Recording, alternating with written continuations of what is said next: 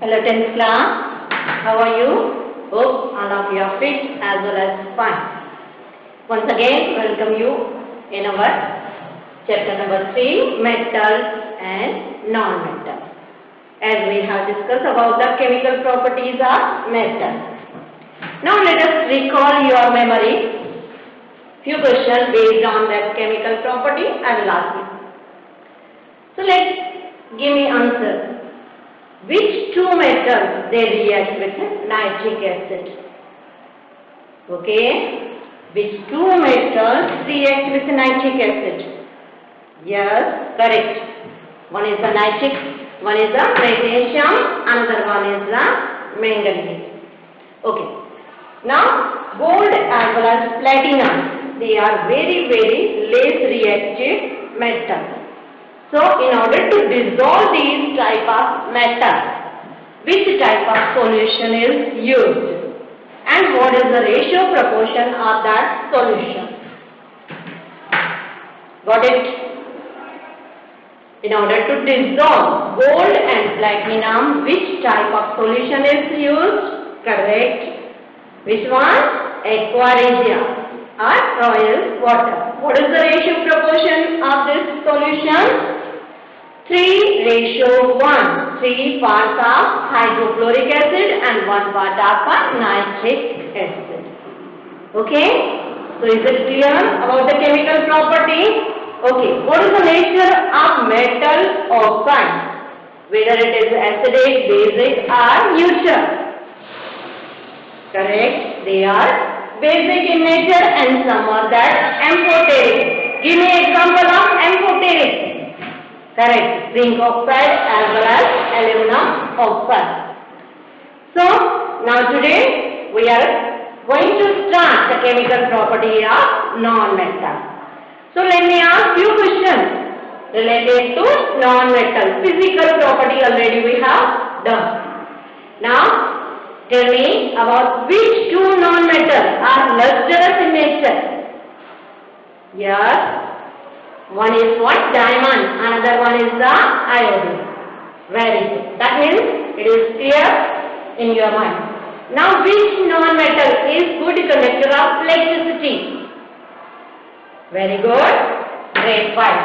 Which non-metal is used for making electrode? Very good. Once again, is what? Graphite. Which non-metal exists in liquid state? Right? Bromine. That means earlier whatever the things we have done is that means they are clear in your mind. So let us start this chemical properties of non-metal. As we have discussed the chemical properties of metal the same way, here also one by one we will discuss with the non-metal. First chemical property is what? Reaction with oxygen. When non-metal burn in presence of oxygen, then what happens? So let us take that example. Now when non-metals react with oxygen, when they burn in presence of oxygen, they form acidic oxides as well as some of that neutral oxides. While in case of metal, when they react with oxygen, they form basic oxide, but here they form acidic oxide. So let us take the example, carbon. When burned in presence of oxygen, it gives you carbon dioxide, and that carbon dioxide, once again, we are saying is what? Acidic in nature. How you come to know? When this carbon dioxide gas is passed through this water, then it forms carbonic acid. This carbonic acid, aqueous solution of carbonic acid is used in different soft drinks. So that means what? If you take the litmus tip, blue litmus paper turns to red. That means what? It is the acidic in nature. Likewise, sulfur, that is also non-metal, reacts with oxygen. When you burn sulfur, it gives you sulfur dioxide. Sulfur dioxide is what? Gas. Now this sulfur dioxide when passed through water, then it gives you sulfurous acid. Based on that, if you check the litmus test, once again it gives you blue litmus paper turns red. that means what? They are acidic in nature. If you take sulfur dioxide, that means what? If excess oxygen pass through sulfur, then it forms sulfur trioxide, and when it pass through water molecule, then it gives you sulfuric acid. Like this way, we are getting different type of a non-metal. When they react with oxygen, they gives you non-metal oxide. What is this? Nature is what? Acidic in nature, just such as the carbon dioxide, sulfur dioxide, as well as nitrogen dioxide. These are some non-metals. They give you acidic oxide, acidic nature. Now based on this sulfur, when you take the sulfur in combustion spoon, take the combustion spoon, yellow color sulfur powder, you burn it with the help of burner. Now this sulfur dioxide, burning sulfur dioxide, immediately you have to transfer in that gas jar. Cover that with a lid, then slightly, slowly and gradually you pass water in that gas jar. Then immediately you will get this sulfurous acid. And one can check its pH and litmus test. So blue litmus turns red. So this way one can do that activity. Very simple activity is given. So you can try at length. Now next one here. Neutral oxide. When non-metal react with oxygen, some of the non-metal react with oxygen, they form this neutral oxide. Example, carbon. When come in contact with oxygen, less amount of oxygen, incomplete combustion takes place. Remember, complete combustion, during that time it gives you carbon dioxide. But during incomplete combustion, when carbon solid pass through this gas, then it gives you carbon monoxide. It is a toxic gas, but it is a neutral in nature. Once again, when hydrogen gas pass through mixed with oxygen gas, then it gives you water molecule, and when you check the litmus test, water, you are getting the liquid form of this water, and if you check the litmus test, blue litmus remain as such, red litmus paper remain as such. There is no change in litmus paper. That means what?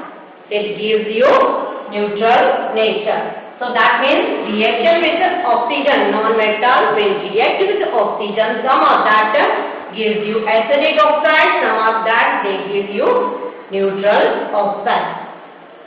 Now next one, let us see reaction with water as well as acid. Now here, reaction with water.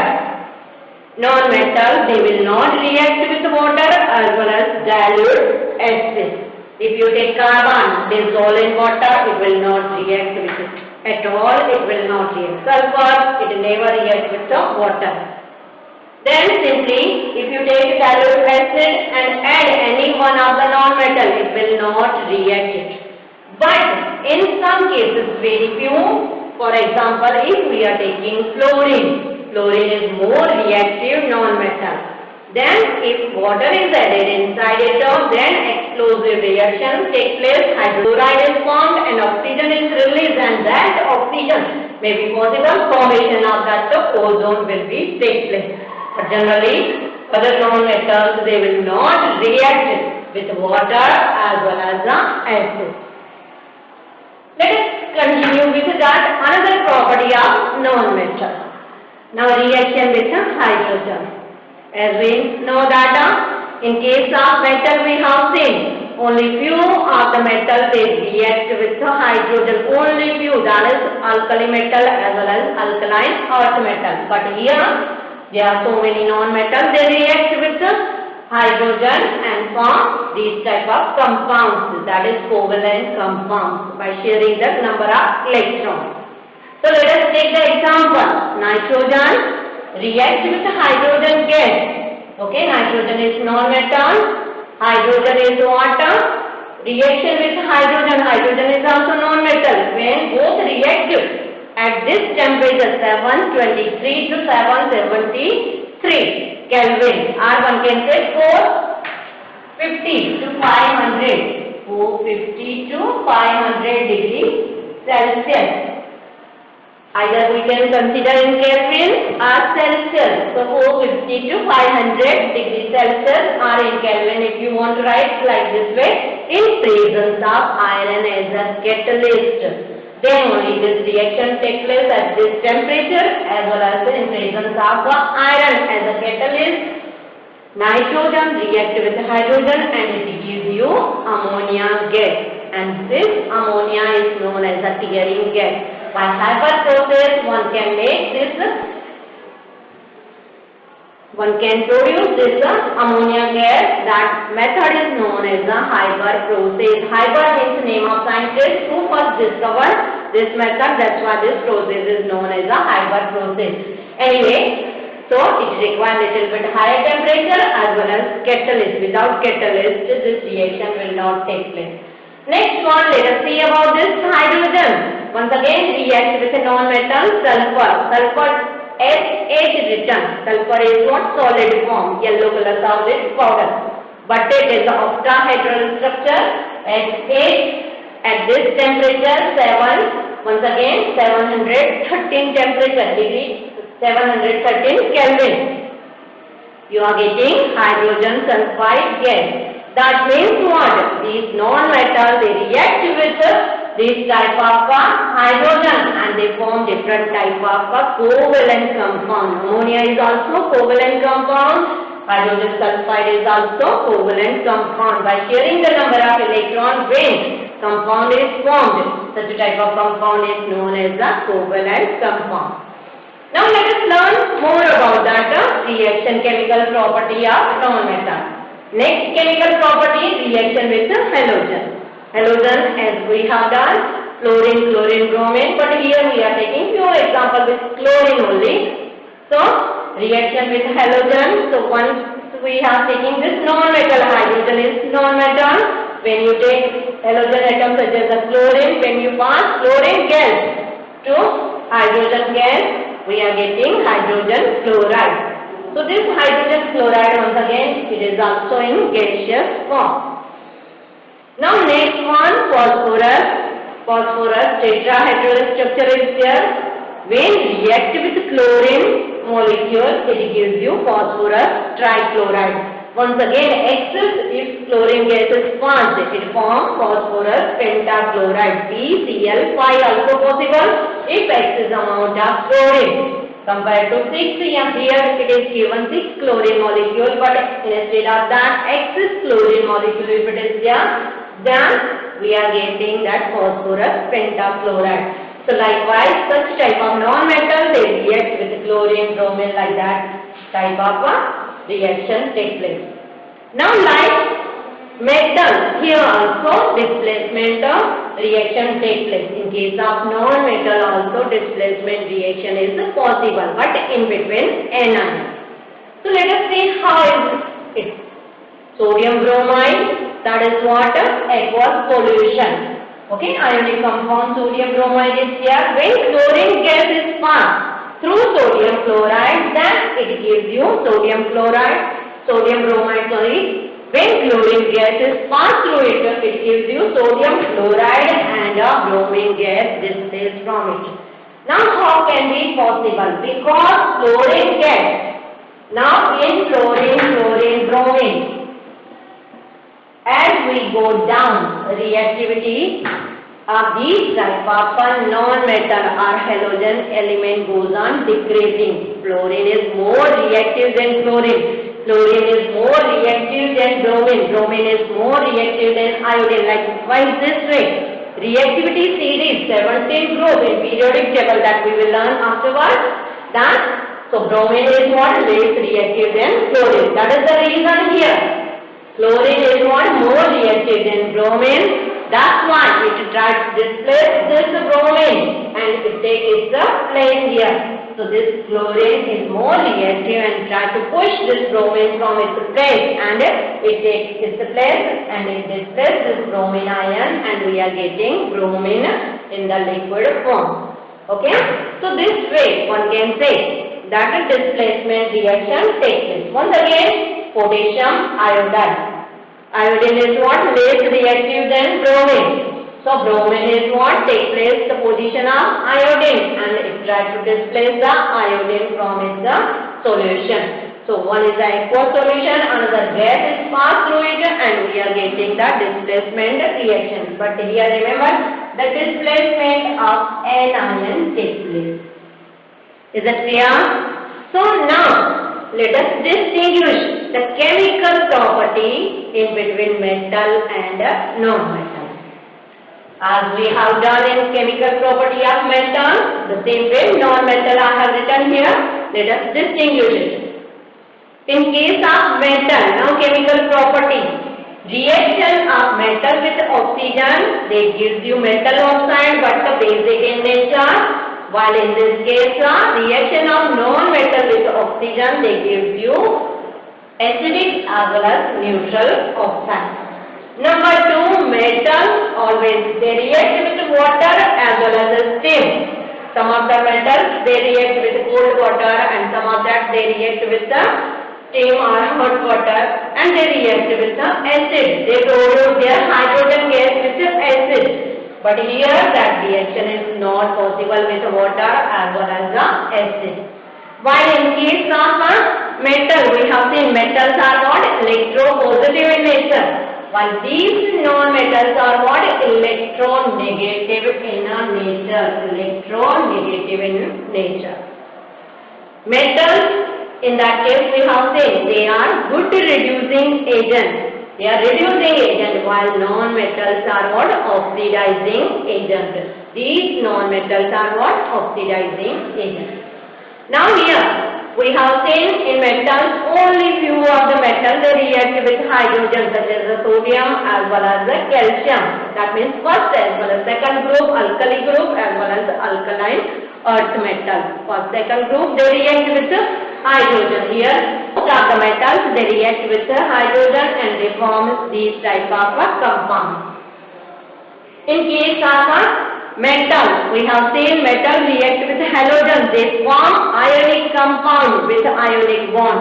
But in case of non-metal, when they react with halogen, they form covalent compound with a covalent bond. Or these are what? Covalent compounds.